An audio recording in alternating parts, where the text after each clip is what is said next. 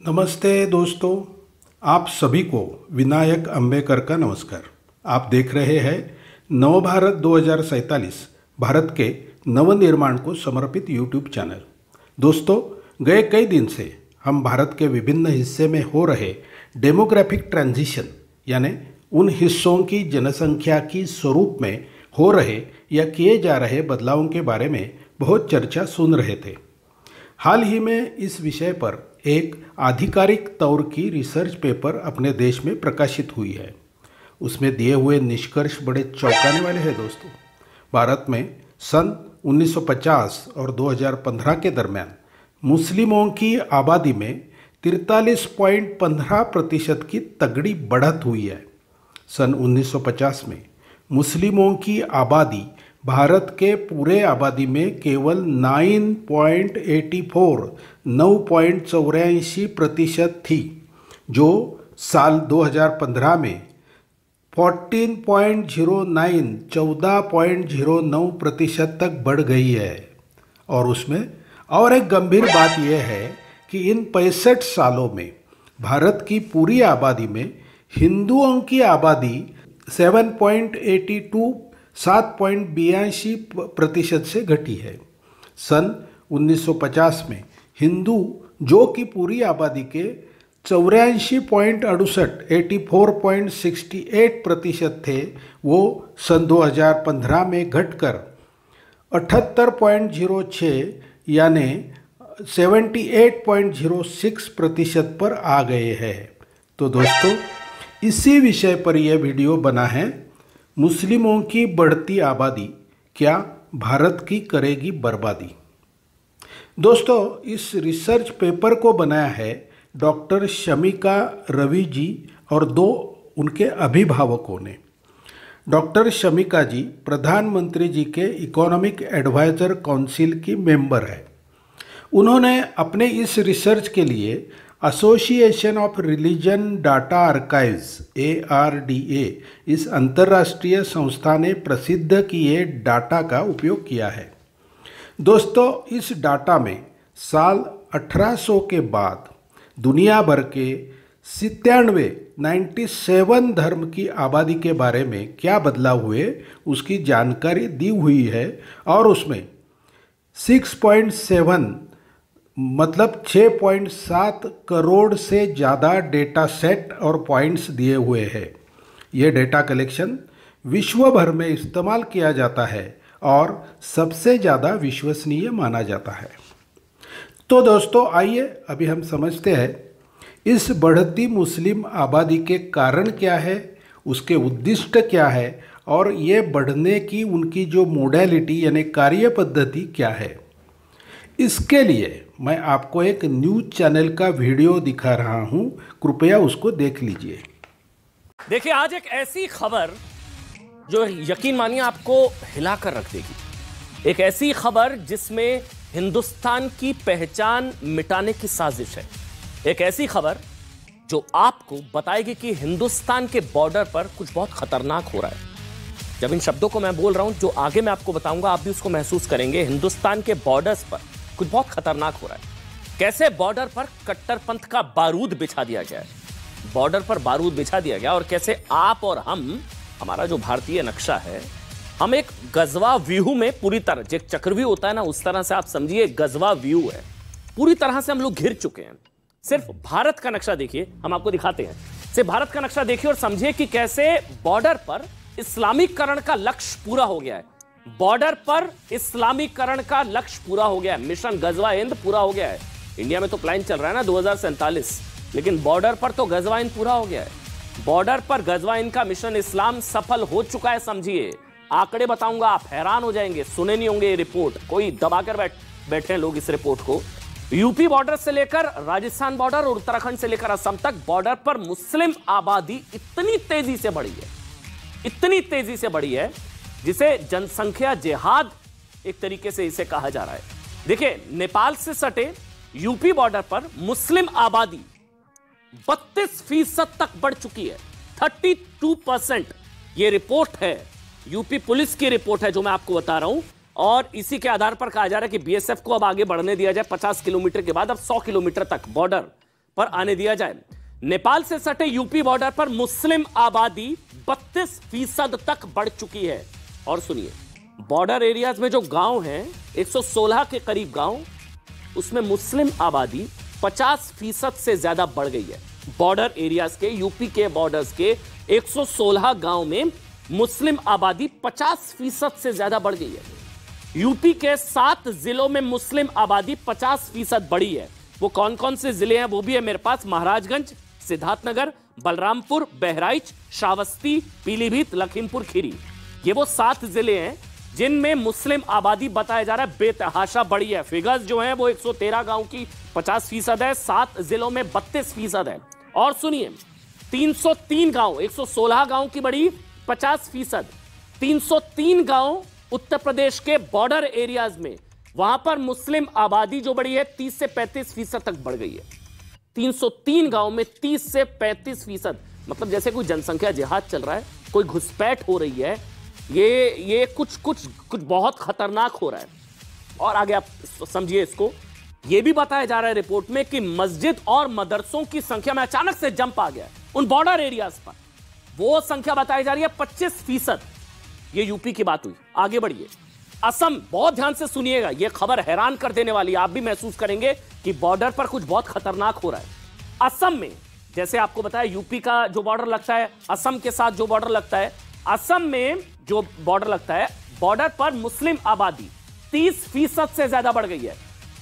असम के border areas में मुस्लिम आबादी 30% से ज्यादा बढ़ गई है।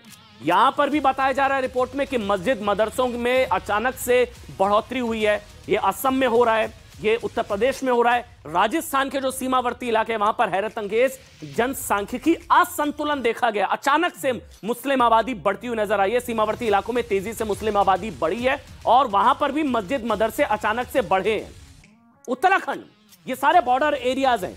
जो नक्शा भी मैं आपको दिखा रहा था उसमें भी आप देखेंगे तो जो बॉर्डर एरियाज हैं उसमें आप ग्रीन जो पट्टी देख रहे हैं वो एक तरीके से पूरी तरह से स्ट्रेटेजिकली भारत को घेरा जा रहा है। ये गजवा हिंद का प्लान हो सकता है, ये कुछ भी हो सकता है। ये नेशनल सिक्योरिटी का कंसर्न है। मतलब ये इसको इस तरह से समझा जा रहा है जिसमें बॉर्डर सिक्योरिटी फोर्स की भूमिका बढ़ गई है।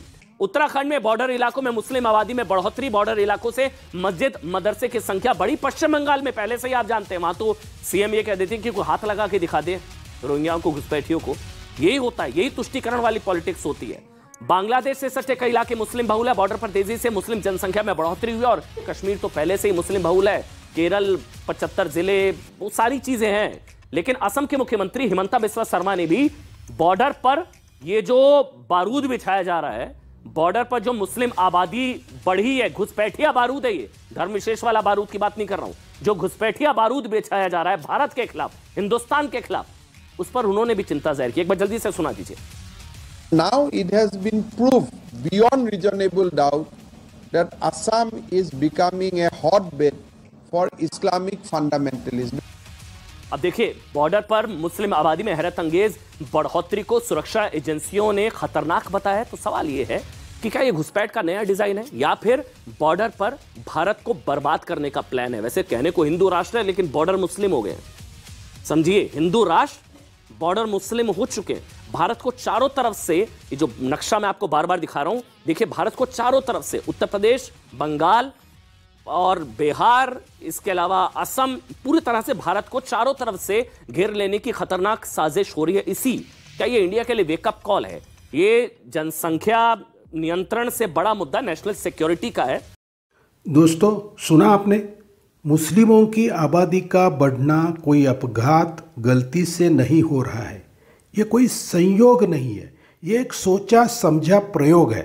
मेरे पहले एक वीडियो में मैंने बताया था कि भारत में कई कट्टरतावादी मुस्लिम संगठन गजवाए हिंद का अपना सपना पूरा करने का प्रयास कर रहे हैं और इसीलिए भारत को मुस्लिम राष्ट्र बनाने के लिए योजनाबद्ध तरीके से विशिष्ट भूभाग चुनकर वहाँ पर घुसपैठियों को बसाकर वहाँ की मुस्लिम आबादी बढ़ाई जा रही है। इस घुसपैठियों पर नियंत्रण रखने के लिए ये कट्टरपंथी संगठन नए इलाके में भारी संख्या में मदरसे और मस्जिदें भी बनाते हैं और उनको, उस घुसपैठियों को अपना हथियार बनाते हैं। पश्चिम बंगाल के 14 जिले, असम के 9 जिले, झारखंड के 4 जिले, बिहार के 6 जिले और यूपी के 16 जिले गए कई सालों से मुस्लिम बहुल हो गए हैं। अभी इनकी कार्रवाइयाँ राजस्थान और गुजरात में भी शुरू हो गई है। भारत जब आज़ाद हुआ तब इन जिलों में हिंदुओं की आबादी ज़्यादा थी। गए कई सालों के प्रयत्न से इन जिलों में घुसपैठी मुस्लिमों को बसाया गया है और अपनी वोट बैंक बनाने के लालच में भारत के बहुतांश विपक्षी दल, जिसमें कांग्रेस, तृणमूल, सपा, राजद, मुस्लिम लीग, एसडीपीआई, नेशनल कॉन्फ्रेंस, पीडीपी अग्रसर है, उन्होंने इस ऑपरेशन को अपना राजकीय संरक्षण खुलेआम दिया है। भारतीय जनता पार्टी अकेली पार्टी है जो खुलकर इसका विरोध करते आई है। तो दोस्तों, भारत को मुस्लिम राष्ट्र, इस्लामिक स्टेट या आईएस बनाने के लिए उस उद्दिष्ट से ये मुस्लिम आबादी बढ़ रही है। भारत को मुस्लिम राष्ट्र बनाकर दुनिया का सबसे बड़ा प्राचीन हिंदू धर्म और हिंदू संस्कृति को, भारत की प्राचीन धरोहर को, विरासत को खत्म करना ही इस बढ़ती आबादी का उद्दिष्ट है। हिंदू उत्पीड़न की, हिंदू विरोध की बढ़ती घटनाएं इसका पुख्ता सबूत है।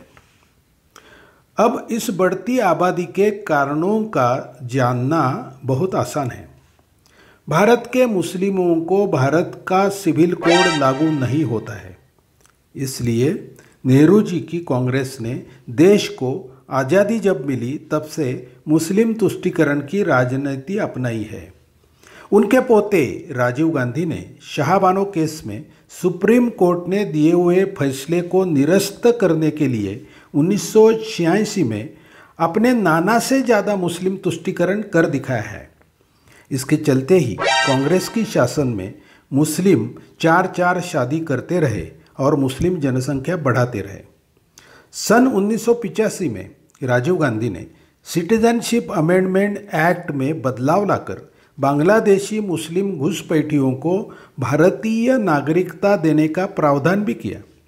इसको भारतीय जनता पार्टी के एनडीए गठबंधन के सरकार ने 2003 में फिर से बदलकर गैर कानूनी घुसपैठी, इलीगल इमिग्रेंट को तलाशने का प्रोविज़न भी लाया था, मगर 2004 में आई यूपीए सरकार ने घुसपैठ चालू रखने में वास्तविकता में मदद की और इन दोनों कारणों से मुस्लिम जनसंख्या में बढ़ोतरी हुई है।